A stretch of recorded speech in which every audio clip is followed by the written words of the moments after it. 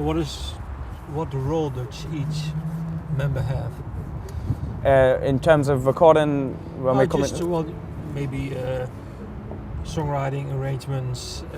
pretty much at the moment, Michael, the guitarist, because he's the guitarist, will come in with a guitar idea, and then we all sit around it and we add to it. The bass gets added, the drums, the other guitar, the keyboards if need be, and then I've got to find a narrative to fit over the top of that with the lyrics, you know. So it's very much a band, you know. We're very much a band, Frankie the Heartstrings. My name might be in the title, but you know, it's a band. And the lyrics. Do you talk about the lyrics when you beforehand? Or? Yeah, of course. You know, we all of our songs about real events in our lives, and we wouldn't be comfortable singing about those events. Well, I certainly wouldn't, because it's dishonest, you know, and I don't think that would come across well live, you know. If I was singing about sunbathing on Miami Beach or something, it's something I would never do, you know. So well, maybe I will, but you know, but I haven't done that, so I wouldn't sing about that. But I can sing about breaking up with girlfriends and having a hard time with your family, so I can do that, you know. What is your most personal song? I guess my most personal song would be Fragile. Although Dave wrote most of the lyrics to that song, because he had it, you know, his interpretation of that song was about, you know, a family crisis. But I think everyone can relate to, you know, heartbreak in their own way. And you know, I wrote the other half of that song, and to me, it just summed up how I felt at the time, and you know, how? Just sad, really. And why?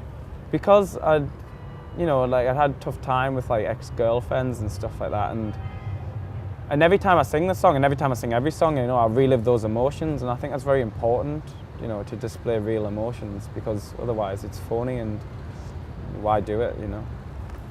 And the album has been produced by Edwyn Collins.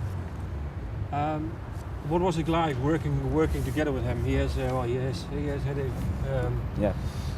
What's the English word for it? Influence? No, I mean his brain. He had a brain hemorrhage and a stroke. Yeah. So he was pretty debilitated from that. But you know, musically he was a huge influence. Orange Juice and his own stuff was, you know, a big influence on our band as a sound. And when we got the opportunity to work with him, weren't you maybe a bit afraid that you could work with him? Because we held him in such high regard, you know. Yeah. That also, but also with his situation. Or? Yeah, I mean, we hadn't met him until we worked with him, and when we did, we realised that he was very capable, and he was such an influence as a musician. But to see what he's overcame as a person, you know, throughout such adversity, again, it was just so.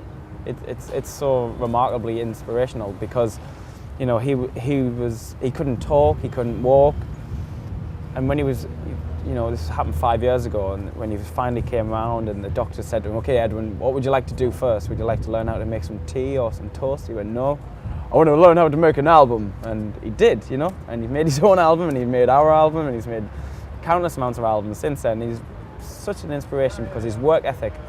He's the first one there in the morning, he's the last one to leave at night, you know, and you know, I think anyone, even if you're not into music, can take a lot from that kind of dedication. What did you bring to your album? He let us make the album we wanted to make. He asked us what sound we wanted. One particularly good time was we said, "Edwyn, we want this to sound like, you know, Rip It Up by Orange Juice." And he went, "Okay, well, use that amplifier and that guitar, and there's the same guitar and amplifier I used on that song." And we're like, "Woo, sweet," you know? So he didn't get involved with the songwriting, although he did sing some backing vocals on a few songs, because I couldn't get it so low. He's got such a deep voice, and he would sing some vocals, but he just wanted to let us do what we wanted to do, and he caught the sound for us, you know. And also he has a co-producer as well called Sebastian Losley, who doesn't get enough credit, but he is also a brilliant engineer, you know, and brilliant producer now, you know, in his own right. And they were a good team, and they just let you get on with it, you know.